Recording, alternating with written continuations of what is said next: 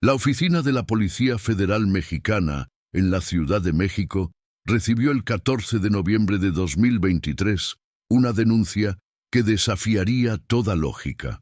Marta Velázquez, una profesora de español de 58 años, apareció temblando frente al mostrador de atención al público, con su laptop abierta y lágrimas corriendo por sus mejillas. Lo que tenía que mostrar haría que 3 generaciones de investigadores volvieran a abrir un caso que llevaba 13 años, archivado como muerte presunta en el extranjero.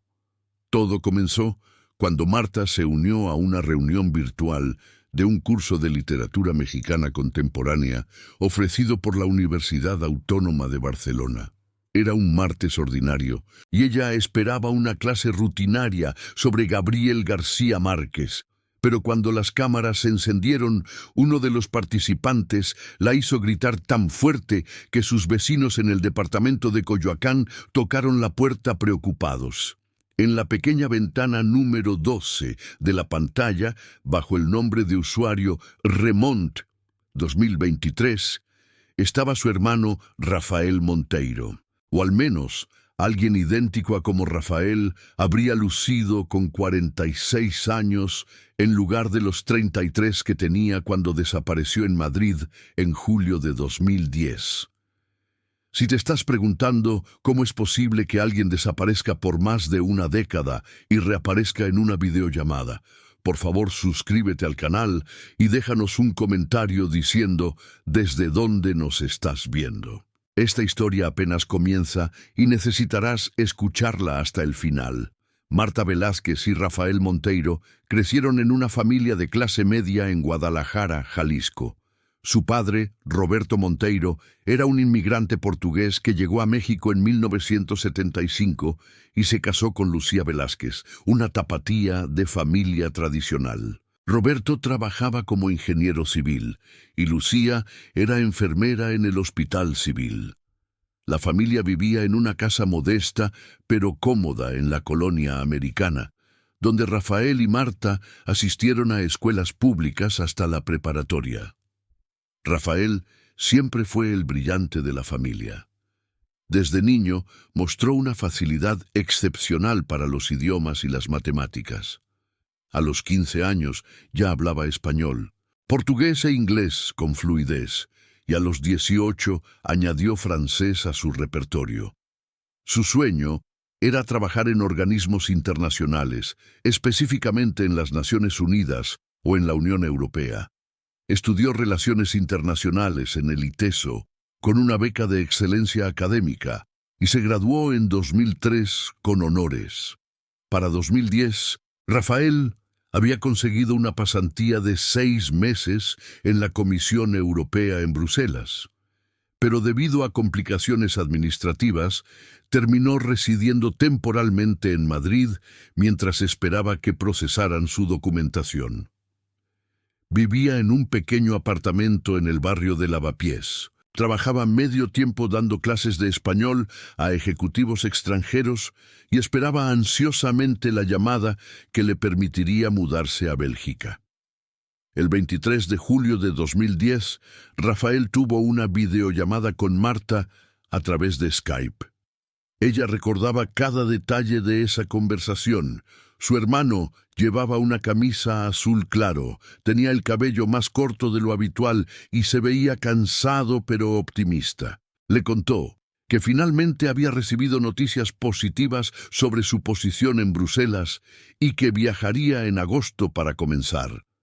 Hablaron durante 40 minutos sobre los planes familiares, sobre cómo sus padres envejecían y sobre la posibilidad de que Marta lo visitara en Europa ese invierno. «Te llamo el domingo», fueron sus últimas palabras antes de colgar. «Voy a salir con unos amigos españoles que conocí en las clases. Finalmente me están invitando a sus reuniones». Pero el domingo nunca llegó esa llamada, ni el lunes ni el martes. Para el miércoles, Marta ya estaba llamando frenéticamente al celular de Rafael sin obtener respuesta. El jueves 29 de julio, alarmada y con el apoyo de sus padres, Marta contactó a la embajada mexicana en Madrid. Lo que descubrieron los dejó helados. El apartamento de Rafael en Lavapiés estaba vacío, pero no abandonado. La ropa seguía en el armario, su laptop y documentos personales estaban sobre el escritorio y había comida reciente en el refrigerador. La diferencia era que Rafael simplemente no estaba. La policía española abrió una investigación de persona desaparecida. Los vecinos informaron que la última vez que vieron a Rafael fue el viernes 23 de julio por la tarde, cuando salió del edificio con ropa casual y una pequeña mochila. Nadie lo vio regresar. Sus amigos españoles, los que supuestamente lo habían invitado a salir, resultaron ser un grupo de estudiantes de intercambio que apenas lo conocían de vista. Ninguno había hecho planes con él esa noche. Las cámaras de seguridad del metro mostraron a Rafael entrando en la estación de Lavapiés a las 19:47 horas del 23 de julio.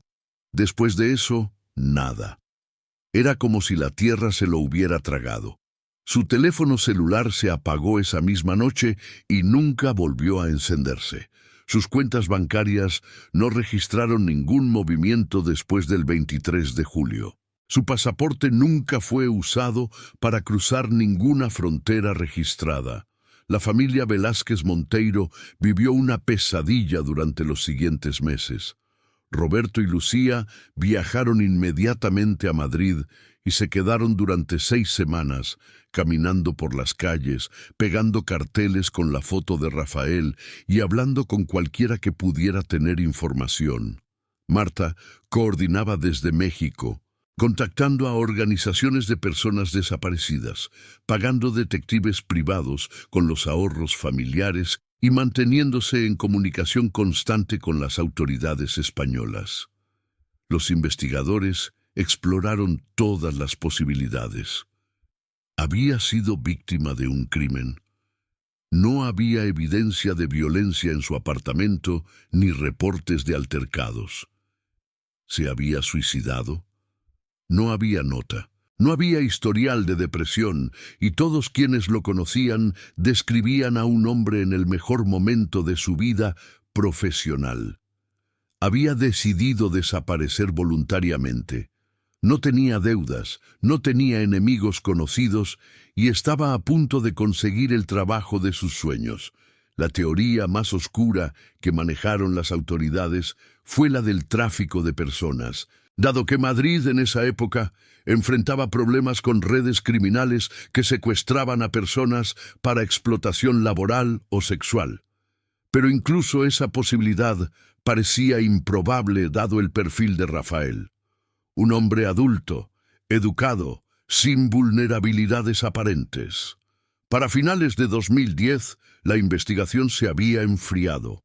Los detectives españoles habían agotado todas sus pistas. La embajada mexicana hizo todo lo posible dentro de sus capacidades, pero sin evidencia concreta, el caso se volvió uno más entre miles de personas que desaparecen en Europa cada año. En 2013, después de los procedimientos legales correspondientes, Rafael Monteiro fue declarado legalmente muerto en México, aunque su familia nunca aceptó completamente esa resolución. Los años que siguieron fueron devastadores para la familia. Roberto Monteiro desarrolló una enfermedad cardíaca que los médicos atribuían directamente al estrés de perder a su hijo. Murió en 2016 sin saber qué le había pasado a Rafael. Lucía cayó en una profunda depresión de la que apenas emergía para los eventos familiares obligatorios. Marta, quien había sido siempre la hermana alegre y optimista, se volvió obsesiva con los casos de personas desaparecidas, uniéndose a grupos de apoyo y dedicando todo su tiempo libre a ayudar a otras familias que vivían la misma pesadilla. Marta nunca se casó ni tuvo hijos. Cuando le preguntaban por qué, siempre daba la misma respuesta. ¿Cómo puedo construir una vida normal cuando mi hermano está en algún lugar, posiblemente necesitando ayuda? Cada cumpleaños de Rafael, Cada Navidad, cada aniversario de su desaparición, era un recordatorio doloroso de la herida abierta que nunca sanaría. Pero Marta también era práctica. Entendía que la vida continúa incluso en medio del dolor. En 2023 decidió tomar un curso en línea sobre literatura mexicana contemporánea, ofrecido por la Universidad Autónoma de Barcelona. Era una forma de reconectar con algo que ella y Rafael habían compartido: su amor por los libros y la cultura. Rafael siempre le enviaba recomendaciones de lecturas cuando vivía en Madrid, y ella pensaba que tomar este curso sería una manera de honrar su memoria. La inscripción al curso fue sencilla. Era completamente virtual, con clases sincrónicas los martes y jueves a las 7 de la tarde, hora de México. Los participantes eran una mezcla de estudiantes universitarios, profesores como ella y aficionados a la literatura de toda América Latina y España. La primera clase fue el 7 de noviembre de 2023 y todo transcurrió normalmente. Marta presentó su nombre, su profesión y su interés en el curso. Había aproximadamente 20 participantes, la mayoría con sus cámaras apagadas. La segunda clase fue el 9 de noviembre. El profesor, un catalán llamado Josep Riera, pidió que todos encendieran sus cámaras para una dinámica de presentación más personal. Fue entonces cuando Marta vio la pantalla dividirse en pequeños cuadros con los rostros de los participantes. Su mirada recorrió distraídamente los rostros hasta que se detuvo abruptamente en el cuadro número 12. El hombre en esa ventana tenía aproximadamente 40 y tantos años, cabello oscuro, con algunas canas en las sienes, una barba bien recortada y ojos color café que Marta habría reconocido en cualquier parte del mundo. Eran los ojos de su hermano Rafael, exactamente como ella imaginaba que lucirían con 46 años en lugar de 33. La forma de la nariz, la línea de la mandíbula, la manera en que sus cejas se arqueaban cuando escuchaba atentamente. Todo era Rafael. Marta sintió que el aire abandonaba sus pulmones. Su corazón comenzó a latir tan fuerte que podía escucharlo en sus oídos.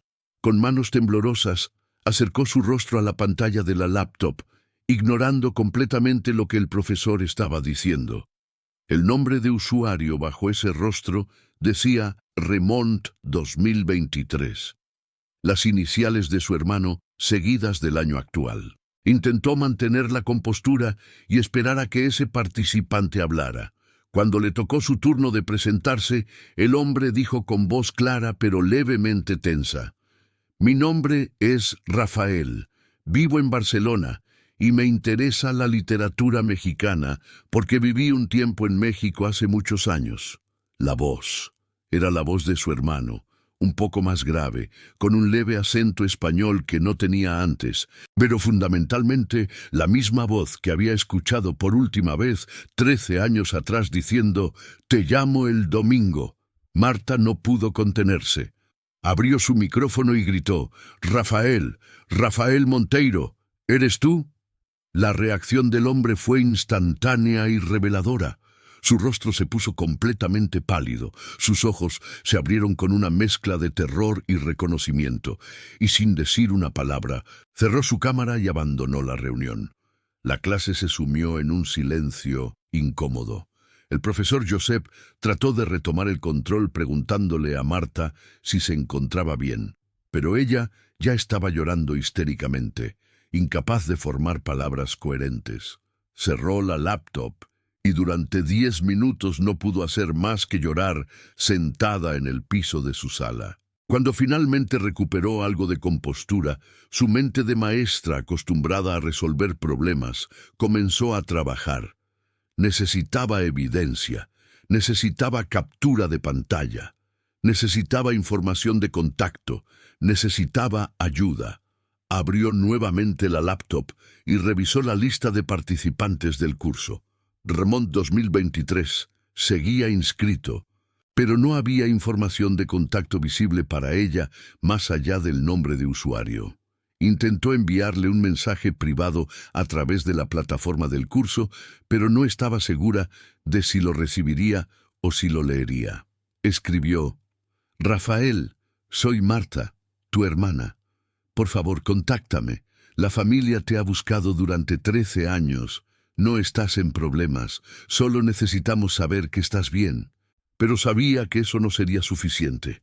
Si realmente era Rafael y había desaparecido voluntariamente, o si estaba en algún tipo de peligro, un mensaje a través de una plataforma universitaria no sería la manera de resolver esto. Necesitaba a la policía, a las autoridades, a alguien con poder real de investigación. Al día siguiente, 10 de noviembre, Marta se presentó en la oficina de la Policía Federal. Llevaba consigo su laptop, capturas de pantalla que había tomado antes de que Remont 2023 cerrara su cámara, y una carpeta con toda la documentación del caso de desaparición de 2010.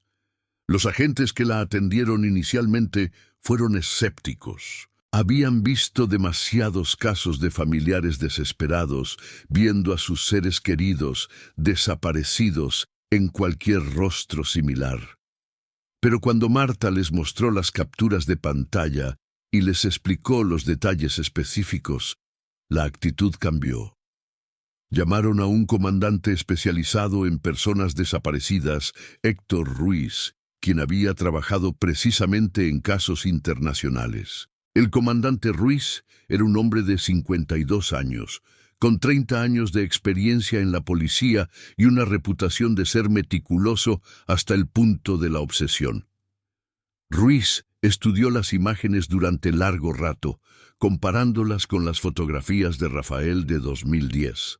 Utilizó un software de reconocimiento facial que, aunque no era concluyente por sí solo, mostró una coincidencia del 87% entre el Rafael de 2010 y el hombre de la videollamada. Era un porcentaje suficientemente alto como para justificar una investigación formal. «Señora Velázquez», dijo Ruiz con tono serio, pero no desprovisto de empatía, «vamos a reabrir oficialmente este caso y vamos a coordinarnos con las autoridades españolas. Pero necesito que entienda algo. Si este hombre es su hermano y desapareció voluntariamente, las leyes internacionales protegen su derecho a la privacidad. No podemos obligarlo a retomar contacto con su familia». Marta asintió, aunque la idea de que Rafael hubiera elegido abandonarlos era más dolorosa que cualquier otra explicación que había imaginado durante estos 13 años. «Solo necesito saber que está vivo y bien», susurró. «Eso es todo». El comandante Ruiz inmediatamente contactó a la Interpol y a sus contrapartes en la policía catalana. La investigación se movió con sorprendente rapidez. Para el 12 de noviembre ya tenían información.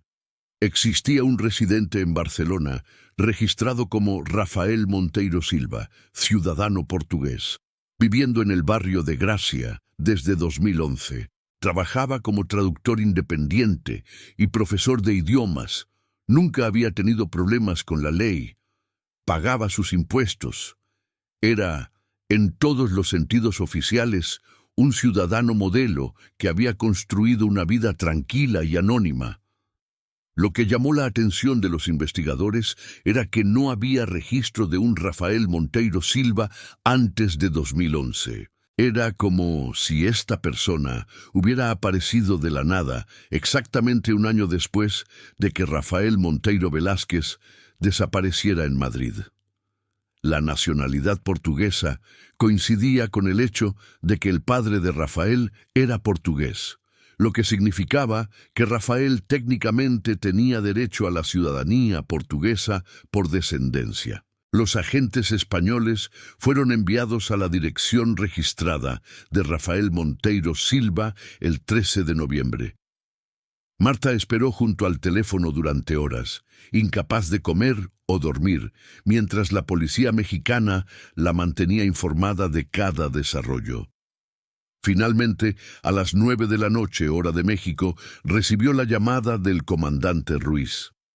«Señora Velázquez, Hemos localizado e identificado positivamente a su hermano Rafael. Está vivo y físicamente bien. Ha accedido a hablar con usted, pero solo bajo ciertas condiciones que él mismo explicará. ¿Está lista para una videollamada? Marta no pudo hablar. Solo asintió, aunque estaba al teléfono y nadie podía verla, y luego logró susurrar un sí, casi inaudible. Ruiz le dio instrucciones para conectarse a una videollamada segura a través de la plataforma oficial de la policía a las 10 de la noche. Esos 60 minutos fueron los más largos de la vida de Marta. Se cambió de ropa 3 veces, se peinó, se maquilló y luego se quitó el maquillaje porque le pareció absurdo.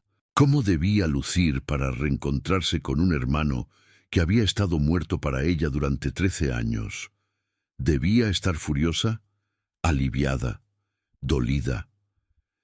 A las 10 en punto, Marta se conectó a la videollamada. La pantalla mostró primero a 2 agentes de policía españoles y al comandante Ruiz desde México. Y entonces, en otro cuadro de la pantalla, apareció su hermano Rafael. Estaba más viejo, como era de esperarse, pero fundamentalmente era el mismo. Tenía el mismo gesto de morder ligeramente su labio inferior cuando estaba nervioso, la misma manera de inclinar la cabeza cuando escuchaba. Y cuando sus ojos se encontraron a través de las pantallas separadas por miles de kilómetros, ambos comenzaron a llorar simultáneamente. «Marta», dijo Rafael, y su voz se quebró. «Marta, lo siento tanto». «¿Por qué?», fue todo lo que Marta pudo decir entre sollozos. «¿Por qué, Rafael?» «Papá murió pensando que estabas muerto. Mamá está destruida. Yo he vivido 13 años sin saber si estabas vivo o muerto». Rafael se cubrió el rostro con las manos. Los agentes presentes permanecieron en silencio, dándoles espacio para este momento tan íntimo y devastador. Cuando Rafael finalmente bajó las manos, sus ojos estaban rojos e hinchados, pero había algo más en su expresión: vergüenza, culpa y también una determinación de finalmente contar la verdad. «Marta, voy a contarte todo, todo, pero necesito que entiendas que no desaparecí porque no los amara.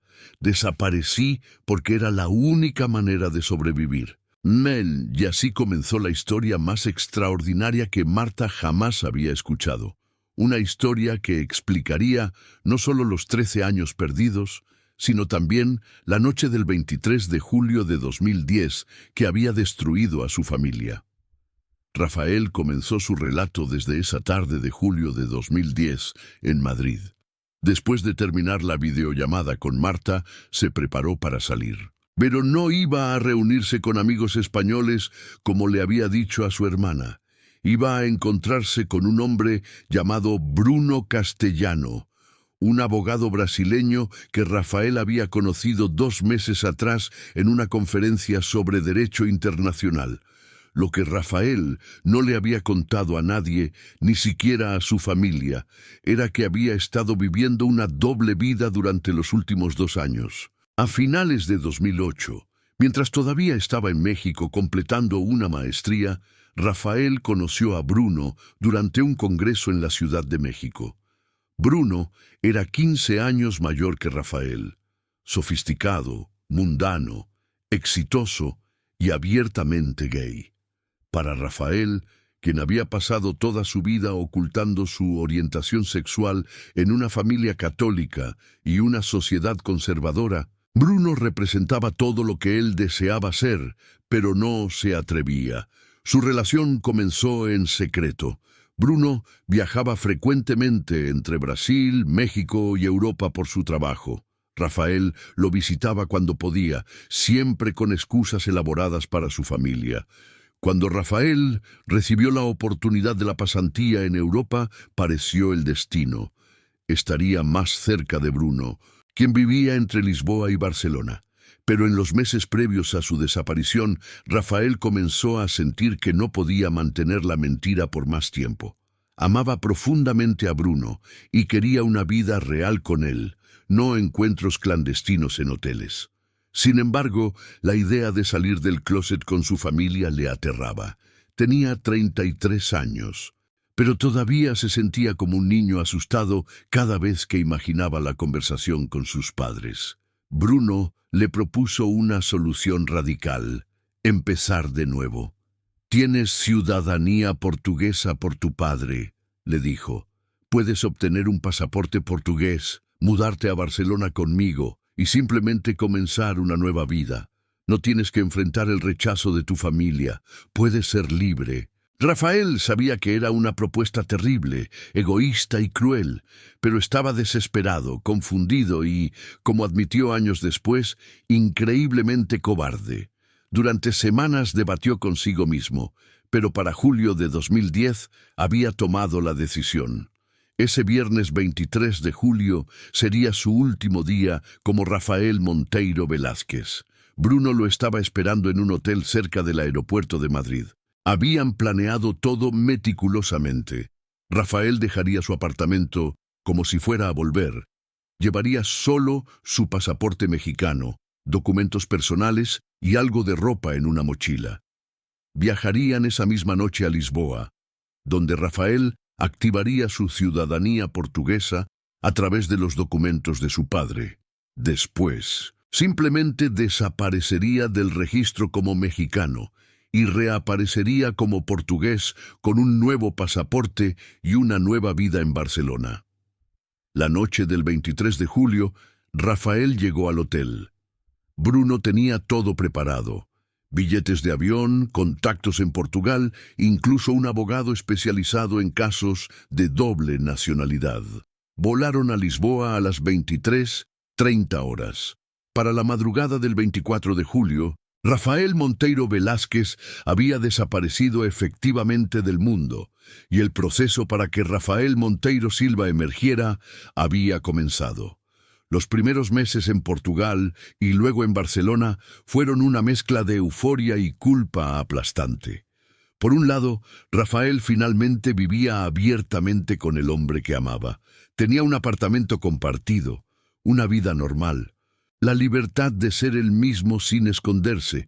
Por otro lado, cada día era una tortura pensando en su familia. Sabía que estarían buscándolo desesperadamente. Sabía que su madre estaría llorando cada noche. Sabía que estaba causando un dolor inimaginable. «Traté de convencerme de que era mejor así», explicó Rafael a Marta con voz quebrada. «Pensaba que si me buscaban y no me encontraban, eventualmente asumirían que había muerto en algún accidente o crimen. Pensaba que el dolor del luto sería menor que el dolor del rechazo si salía del closet. Me mentí a mí mismo diciéndome que esto era más amable. Pero la verdad, como Rafael finalmente admitió, era que simplemente era un cobarde. No tuvo el valor de enfrentar a su familia con su verdad. Así que prefirió destruirlos con su ausencia, y durante años vivió con esa culpa como un peso constante sobre su pecho. Rafael y Bruno vivieron juntos en Barcelona hasta 2015. Rafael trabajaba como traductor y profesor de idiomas bajo su nueva identidad portuguesa. Evitaba completamente las redes sociales y cualquier cosa que pudiera conectarlo con su vida anterior. Pero con el tiempo, la relación con Bruno comenzó a deteriorarse. La base de su romance había sido la huida y el secreto, y cuando esos elementos desaparecieron, descubrieron que no tenían mucho más en común. Se separaron de manera amistosa en 2015, y Rafael continuó su vida en Barcelona de manera solitaria. Los años pasaron, y la culpa no disminuyó. Rafael desarrolló depresión severa y tuvo varios episodios de ansiedad tan graves que requirieron hospitalización. Comenzó terapia en 2017 con una psicóloga catalana llamada doctora Mireia Soler, a quien finalmente le contó toda la verdad sobre su desaparición. Ella lo ayudó a entender que había estado huyendo no solo de su familia, sino de sí mismo, y que nunca encontraría paz hasta que enfrentara lo que había hecho. Para 2023, Rafael había estado considerando durante meses la posibilidad de contactar a su familia, pero no sabía cómo hacerlo. ¿Cómo explicas que has estado vivo durante 13 años y simplemente elegiste no comunicarte? ¿Cómo pides perdón por un dolor tan profundo e innecesario? Su psicóloga le sugirió que comenzara reconectándose con su herencia mexicana de maneras pequeñas y seguras. Por eso Rafael se inscribió en el curso de literatura mexicana de la Universidad Autónoma de Barcelona. Pensó que sería un espacio anónimo donde podría explorar esa parte de su identidad sin riesgo. Nunca imaginó que su hermana estaría en ese mismo curso. Las probabilidades eran astronómicas, pero cuando vio su nombre en la lista de participantes el primer día, entró en pánico y mantuvo su cámara apagada.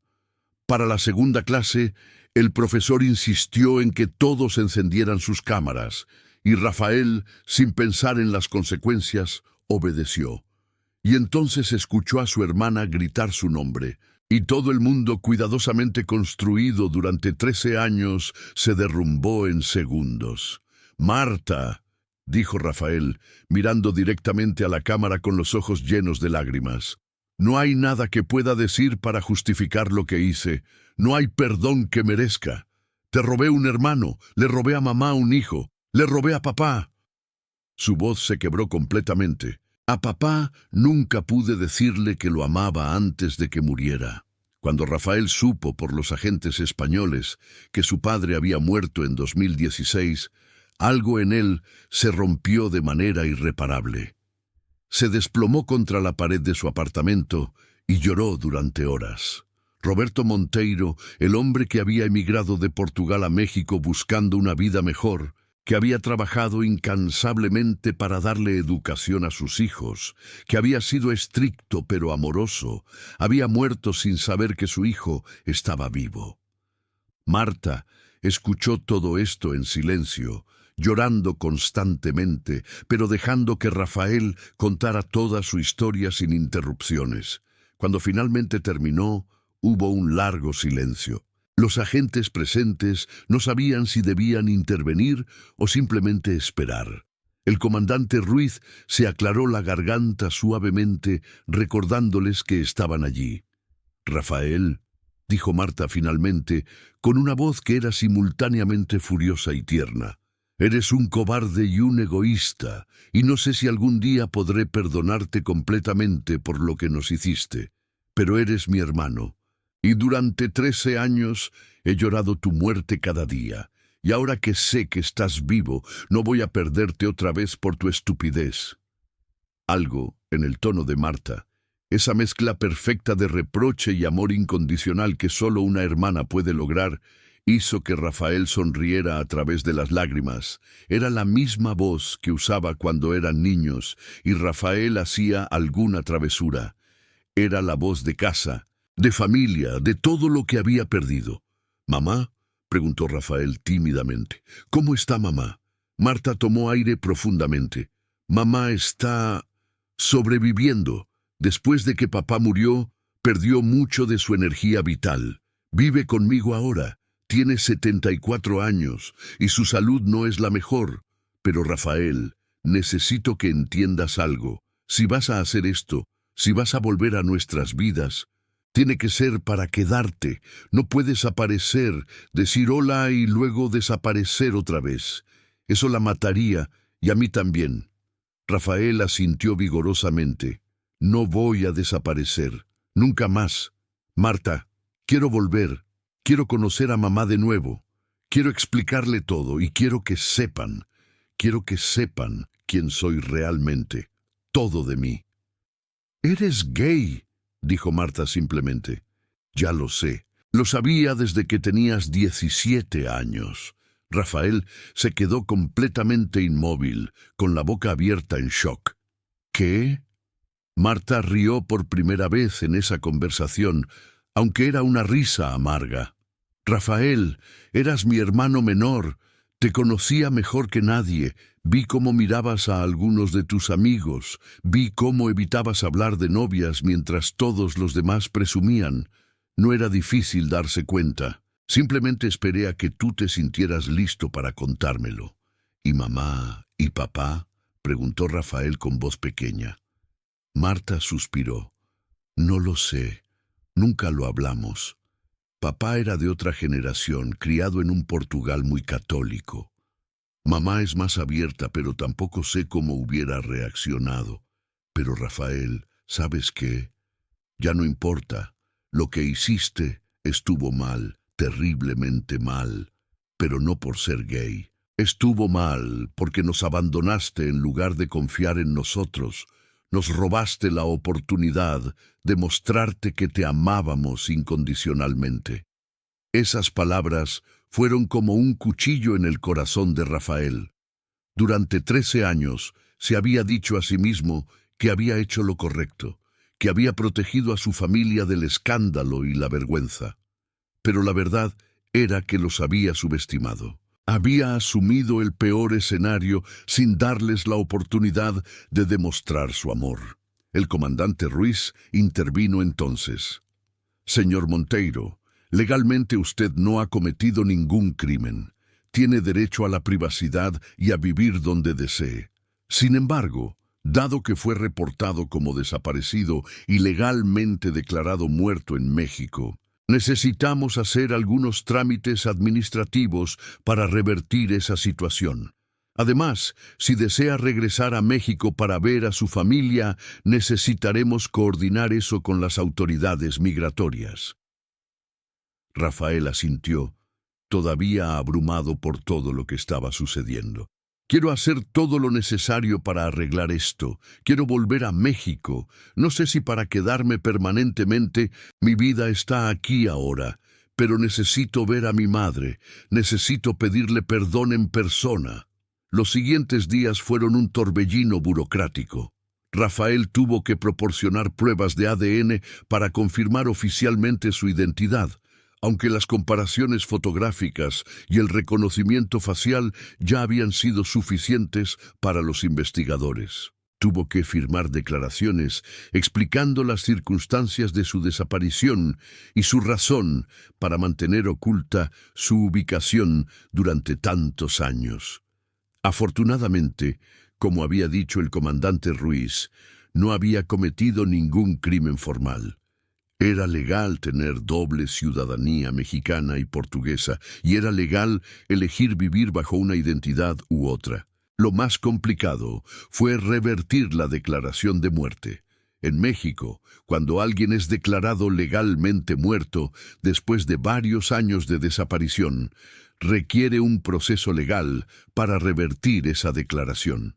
Marta trabajó incansablemente con abogados mexicanos para acelerar el proceso. Mientras tanto, mantenía videollamadas diarias con Rafael, reconstruyendo poco a poco los 13 años perdidos. Rafael le contó sobre su vida en Barcelona, sobre su trabajo como traductor, sobre los libros que había leído y los lugares que había visitado. Marta le contó sobre la familia, primos que se habían casado, sobrinos que Rafael nunca conoció, los últimos años de su padre y el declive gradual de su madre. Cada conversación era simultáneamente dolorosa y sanadora. Pero había una conversación que Marta estaba posponiendo: contarle a su madre que Rafael estaba vivo.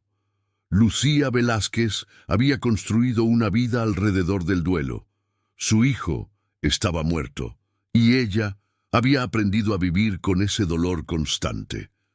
¿Cómo le dices a una mujer de 74 años que su hijo, a quien lloró durante más de una década, en realidad está vivo y simplemente eligió no contactarla? Marta consultó con un psicólogo especializado en trauma familiar. El profesional le advirtió que la revelación debía ser manejada con extremo cuidado. El shock emocional podría ser peligroso para alguien de la edad y condición de salud de Lucía. Recomendó preparar el terreno gradualmente, no simplemente soltarle la noticia sin advertencia. El 20 de noviembre de 2023, Marta comenzó el proceso. Durante la cena, casualmente mencionó que había estado recordando mucho a Rafael últimamente. Lucía, como siempre que se mencionaba a su hijo desaparecido, se quedó quieta y con los ojos vidriosos, pero asintió. Marta continuó, diciendo que había estado revisando viejas fotografías y videos y que se dio cuenta de cuánto extrañaba su voz. «Mamá», dijo Marta cuidadosamente, «¿alguna vez te has preguntado qué pasaría si Rafael todavía estuviera vivo en algún lugar?» Lucía miró a su hija con una mezcla de confusión y dolor. «Mija, no debes torturarte con esos pensamientos. Rafael está con Dios. Está con tu padre ahora». «¿Pero qué tal si no lo está?», insistió Marta. «¿Qué tal si algo muy extraño pasó y Rafael está vivo, pero no pudo contactarnos por alguna razón complicada?» Lucía dejó su tenedor y miró a Marta con más atención. Era una mujer que había sido enfermera durante 40 años. Sabía leer a las personas. «Marta, ¿qué sabes que yo no sé?» Marta respiró profundo. Este era el momento. «Mamá, necesito que te prepares para algo que va a ser muy difícil de entender y muy impactante». Lucía se puso pálida inmediatamente. «¿Qué pasó? ¿Encontraron el cuerpo? ¿Saben finalmente qué le pasó?» «No, mamá. Es al revés». Marta tomó las manos de su madre entre las suyas. «Rafael está vivo. Lo encontré. Está viviendo en Barcelona y está bien». La reacción de Lucía fue casi en cámara lenta. Primero, confusión absoluta, como si las palabras de Marta estuvieran en un idioma que no entendía. Luego, negación, moviendo la cabeza y diciendo «no, no, no» repetidamente. Después, su cuerpo comenzó a temblar incontrolablemente. Marta la sostuvo fuertemente mientras Lucía alternaba entre sollozos, preguntas incoherentes y momentos de puro shock silencioso. Marta había preparado todo lo necesario. Tenía el número del médico de la familia en marcación rápida, tenía medicamento para la ansiedad recetado por el psicólogo por si acaso, y había pedido a una vecina enfermera que estuviera disponible. La vecina llegó en minutos y ayudó a revisar los signos vitales de Lucía, mientras Marta intentaba calmarla y explicarle la situación de la manera más gentil posible. Durante las siguientes 2 horas, Marta le contó a su madre toda la historia. La doble vida de Rafael, su relación con Bruno, su decisión de desaparecer, los 13 años en Barcelona y el encuentro accidental en la clase en línea. Lucía pasó por todas las etapas de procesamiento emocional: negación, ira, negociación, depresión y finalmente una aceptación frágil y temblorosa. ¿Por qué? Era la pregunta que Lucía repetía una y otra vez. ¿Por qué nos hizo esto? ¿Qué hicimos mal? «Mamá, no hicimos nada mal», la tranquilizó Marta. «Rafael estaba asustado y confundido. Tomó una decisión terrible, pero no fue porque no nos amara». «¿Es verdad eso de que es homosexual?», preguntó Lucía, usando la palabra formal y anticuada que su generación empleaba. «Sí, mamá, Rafael es gay. Estuvo ocultándolo toda su vida porque tenía miedo de cómo reaccionaríamos». Lucía se quedó en silencio durante un largo rato, procesando esta información. Finalmente dijo: Tu padre hubiera tenido problemas con eso. Era de otra época. Pero yo...». Hizo una pausa y sus ojos se llenaron de lágrimas frescas. «Yo solo quería que mi hijo fuera feliz. Si ser feliz significaba amar a un hombre, entonces que amara a quien quisiera. Pero Marta, ¿cómo pudo pensar que su felicidad era más importante que nuestro derecho a saber que estaba vivo?» No había respuesta fácil para esa pregunta. Marta simplemente abrazó a su madre mientras ambas lloraban juntas. Durante los días siguientes, Lucía fue procesando lentamente la noticia. Algunos días estaba furiosa, gritándole a las fotos de Rafael en la pared de la sala. Otros días estaba eufórica, riéndose de pura alegría porque su hijo estaba vivo. La mayoría de los días estaba en algún punto intermedio, sintiendo una mezcla confusa de alivio, traición, amor y dolor. Marta coordinó con Rafael para que tuvieran su primera videollamada el 25 de noviembre. Le dio a su madre casi una semana para prepararse mentalmente. El día llegó con Lucía casi incapacitada por los nervios. Se cambió de ropa 4 veces, se arregló el cabello repetidamente y practicó lo que iba a decir. Cuando la llamada finalmente se conectó y madre e hijo se vieron por primera vez en 13 años, ninguno de los dos pudo hablar durante los primeros 5 minutos. Simplemente se miraron y lloraron. Rafael se veía exactamente como Lucía lo recordaba, pero también completamente diferente. Mayor, con arrugas alrededor de los ojos, con canas en el cabello, pero fundamentalmente su hijo. «Mamá», logró decir Rafael finalmente, «perdóname, por favor, perdóname». Lucía puso su mano sobre la pantalla como si pudiera tocar el rostro de su hijo a través del vidrio. «Rafaelito, mi niño, ¿por qué? ¿Por qué me hiciste creer que estabas muerto?» Y Rafael, con una honestidad brutal que le había llevado años en terapia a alcanzar, le contó todo. Le habló de su sexualidad, de sus miedos, de su cobardía, de Bruno, de Barcelona, de la depresión, de los 13 años viviendo con culpa. No omitió nada, no suavizó nada. Le dio a su madre la verdad completa, sin importar cuán dolorosa fuera.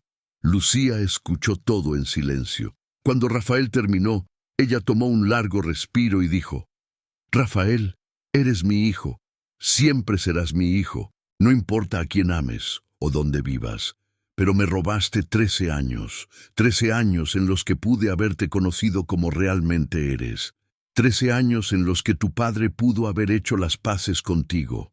Eso nunca lo podremos recuperar». «Lo sé, mamá. Lo sé y lo lamento más de lo que las palabras pueden expresar». «¿Vas a volver?», preguntó Lucía. «¿Vas a venir a México?». Rafael asintió. «Sí, mamá. Tan pronto como se completen todos los trámites legales, voy a volar a México. Necesito verte en persona. Necesito abrazarte». Ese momento fue el punto de inflexión.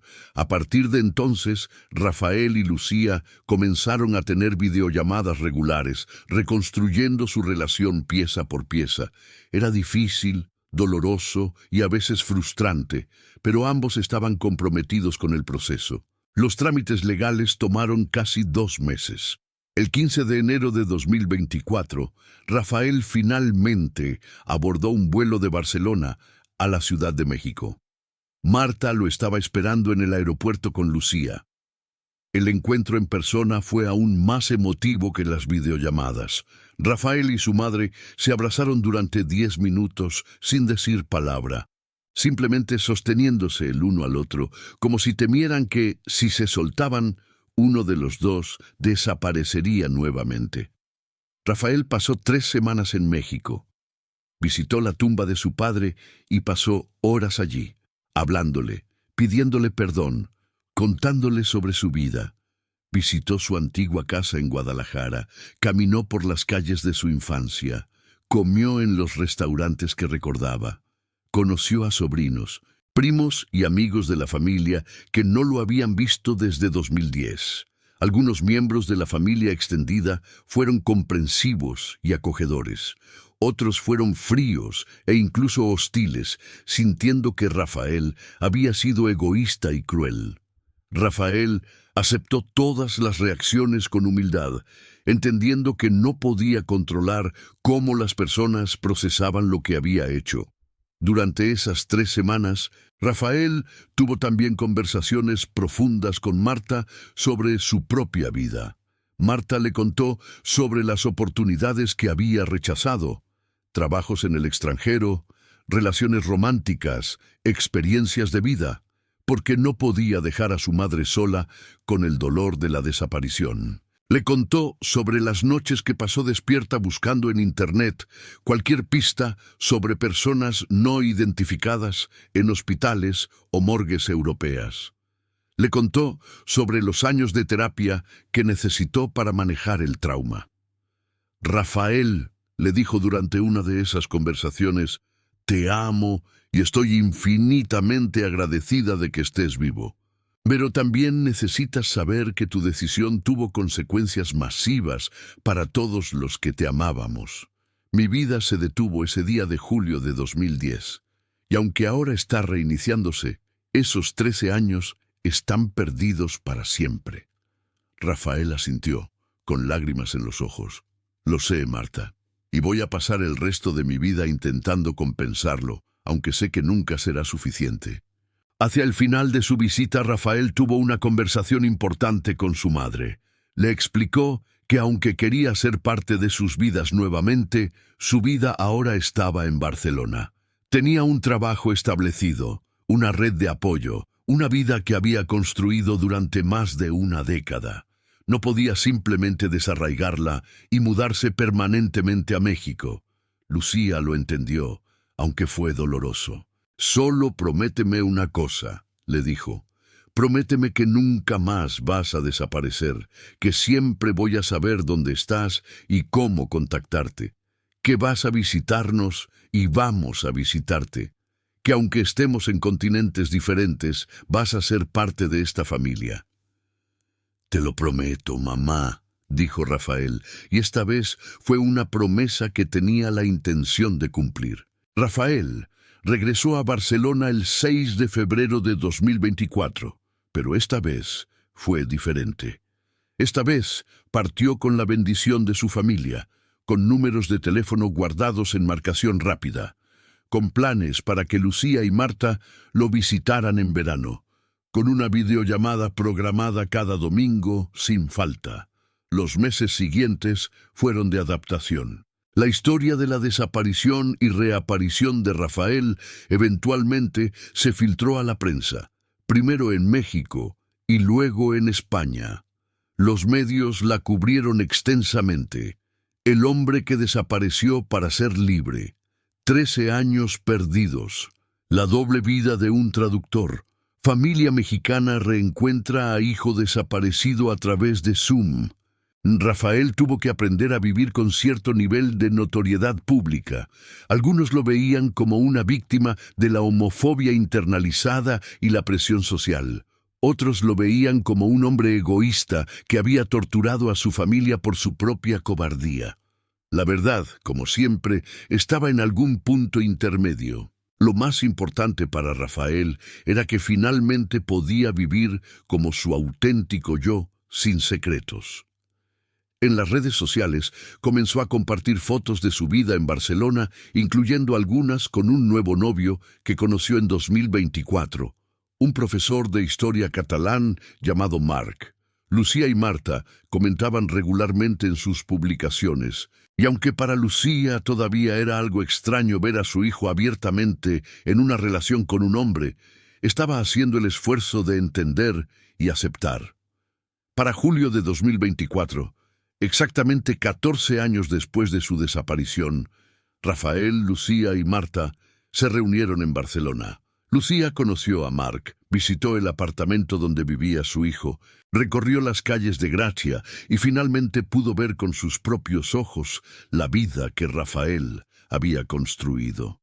Una tarde, sentados en un café en la Plaza del Sol, Lucía le hizo a Rafael una pregunta que había estado guardando. ¿Eres feliz ahora? Rafael pensó cuidadosamente antes de responder. No sé si merezco ser completamente feliz después de lo que hice. Pero estoy en paz de maneras que nunca estuve antes. Ya no tengo secretos, ya no estoy huyendo, y aunque viví con culpa durante años, ahora estoy trabajando activamente para reparar el daño que causé. Así que sí, mamá, soy feliz. Pero es una felicidad que viene con la responsabilidad de ser mejor. Lucía tomó la mano de su hijo. Eso es lo único que quiero, que seas feliz y que seas honesto, y que sepas que sin importar qué, eres mi hijo y te amo. Marta, quien había estado observando esta interacción, sintió algo que no había sentido en años. Esperanza. Su familia estaba rota de maneras que nunca se repararían completamente. Había cicatrices profundas que siempre permanecerían, Pero también había algo nuevo creciendo entre los fragmentos: honestidad, autenticidad y un amor que había sido puesto a prueba de la manera más extrema posible y había sobrevivido. El caso oficialmente cerró en septiembre de 2024, cuando todos los documentos legales fueron finalizados. Rafael Monteiro Velázquez oficialmente existía nuevamente en los registros mexicanos, ya no como una persona desaparecida o legalmente muerta, sino como un ciudadano vivo con doble residencia en México y España. El comandante Ruiz archivó el caso con una nota especial: resuelto por medios extraordinarios. Persona encontrada viva después de 13 años, desaparición voluntaria. Hoy, en noviembre de 2025, Rafael tiene 48 años. Continúa trabajando como traductor en Barcelona, viviendo con Marc en un apartamento más grande en Gracia. Lucía, ahora de 76 años, lo visita 2 veces al año, y Rafael viaja a México cada Navidad sin falta.